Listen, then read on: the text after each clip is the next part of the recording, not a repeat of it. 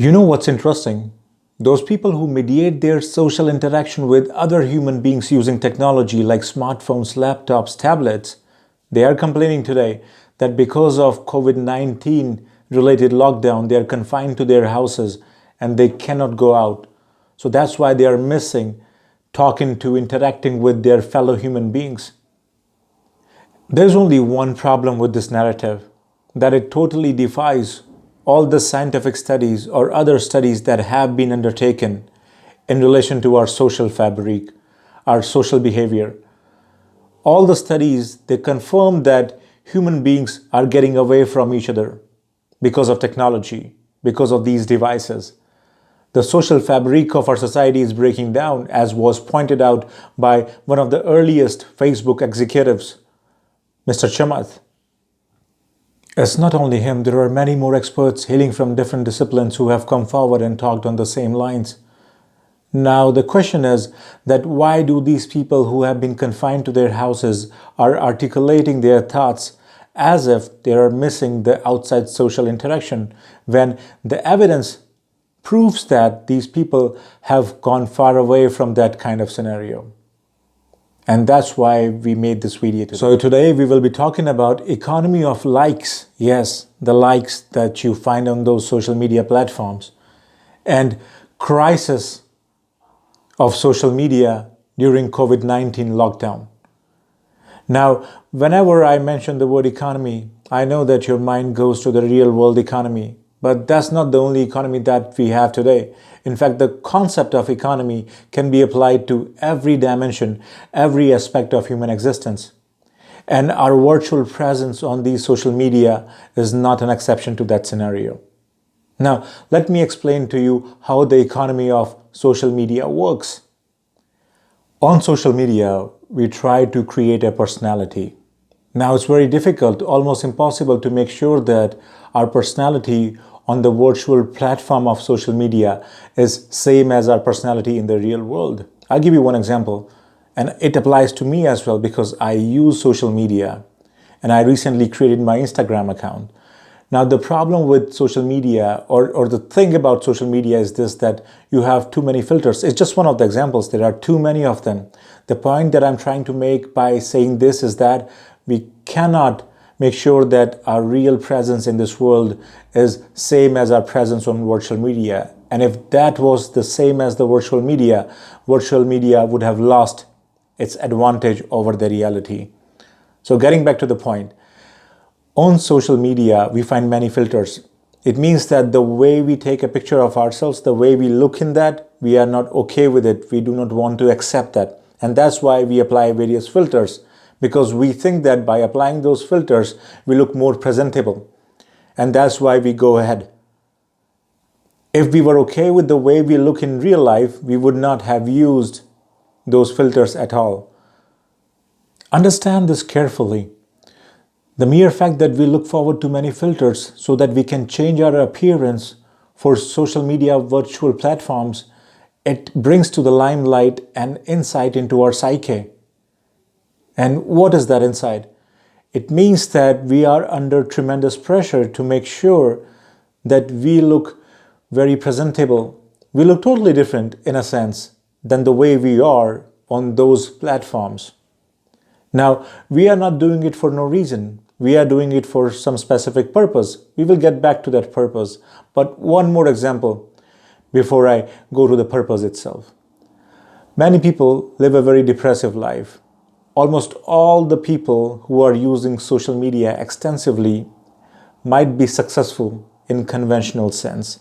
But at the same time, WHO has pointed out that there are many people out there who are depressed and stressed and they have no idea that they are. So, drawing the same analogy to this, we should come to the conclusion that many people who are using social media are under tremendous pressure that they should create those posts of pictures, videos, audios, or anything else that indicate to the world that they are living the life that is worth buying into in that social media economy. The life that you are presenting and putting forth on social media virtual platforms, if they are not liked by people, then it means that it doesn't serve the purpose As I told you before, that the purpose of posting on social media is not only to share with people, it's also to get likes.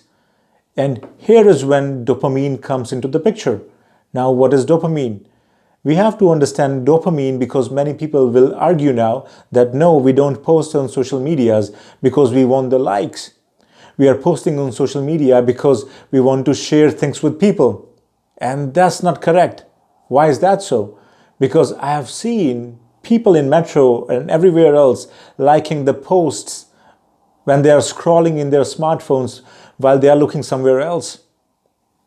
I have seen people typing LOL in their phones. I know that's a bad thing to look into somebody's phone, but I was allowed to. And I have seen people typing LOL and making those hilarious emoticons in their chats when their face was dead serious.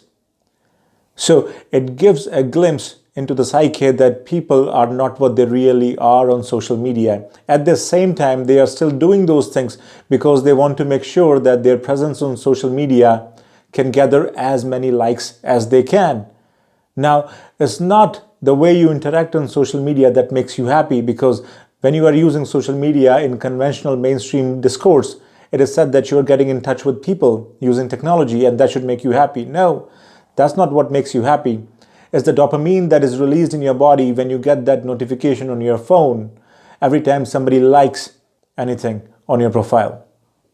Also pay attention to the fact that you do not get notifications only when somebody likes your post or picture or video. Sometimes when you are not using those applications on your phones, you get notifications when something is happening that is not even remotely connected to your profile. Just so that the moment you hear that bing noise or you see the light on your phone screen, you get that dopamine hit that you so desperately need to feel happy.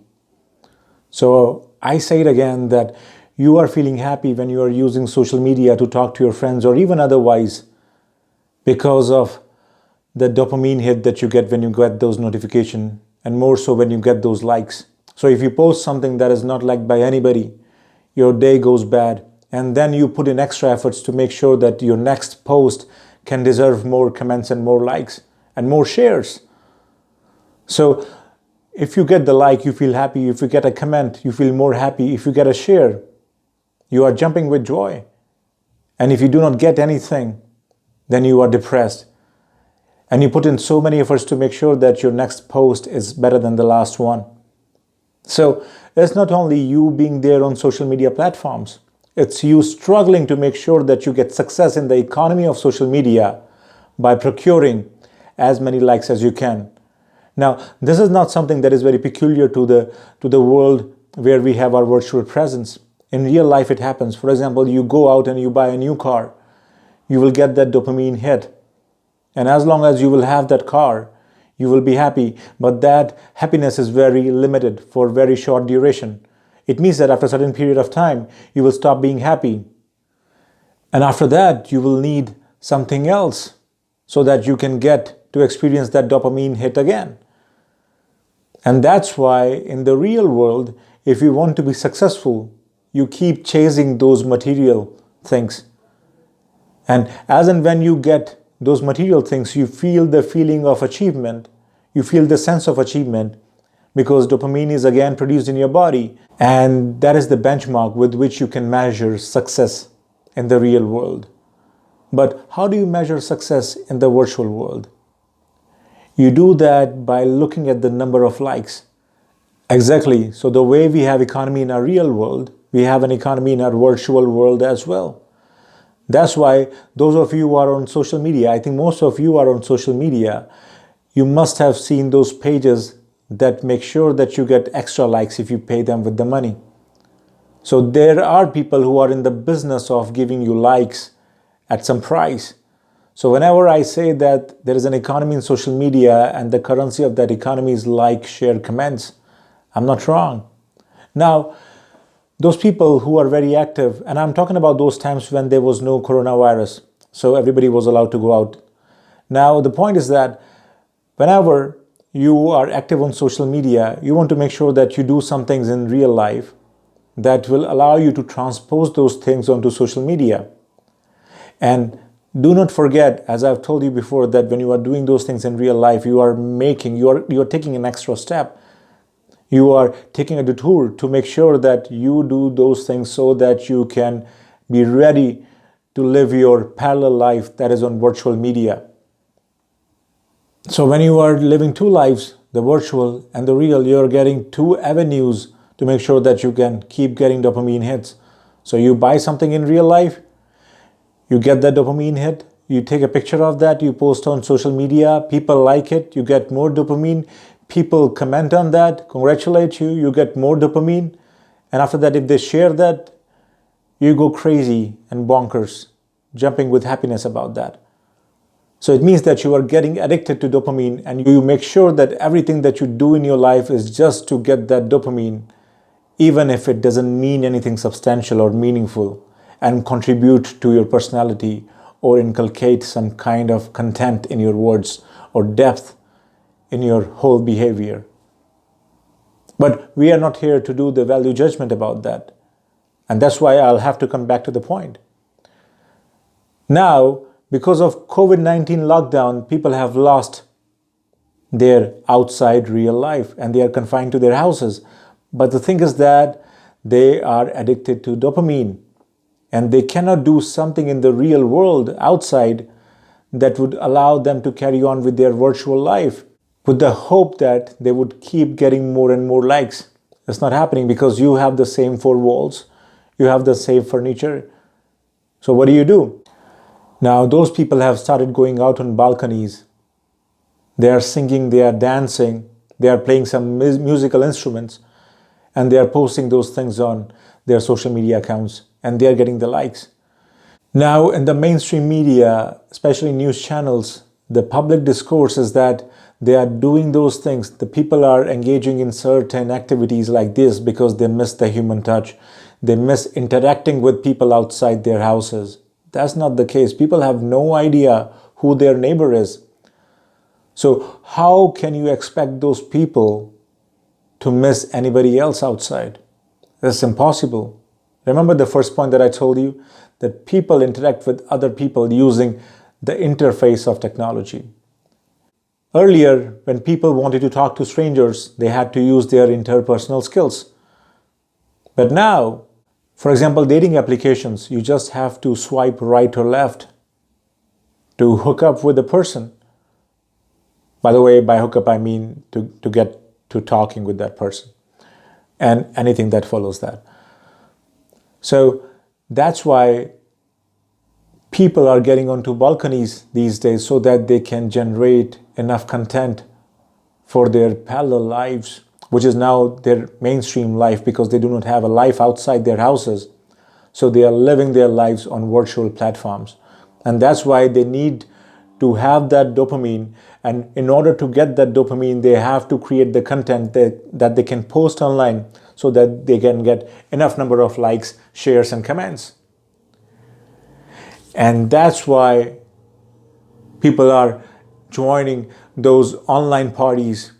They are posting pictures on their social media accounts of them talking with their other friends using applications like Zoom, where you got many pictures of your friends in a screenshot, and they are trying to tell people that their life is still worth getting sold into the economy of social media.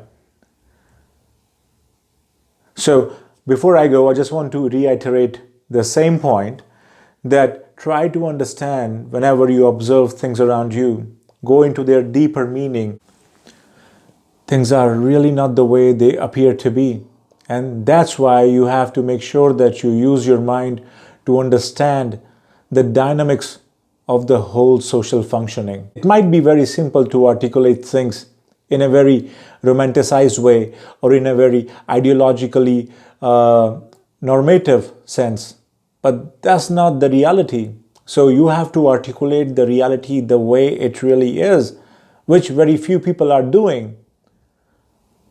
Why not everybody else is doing that? Because if everybody realizes the way reality exists, for example, the way I told you about the whole economy of likes in the landscape of social media, then those businesses will stop working I don't have any problem with any kind of business. I think those business, if they can run properly, they should be allowed to. But the point is that you really have to understand how they function.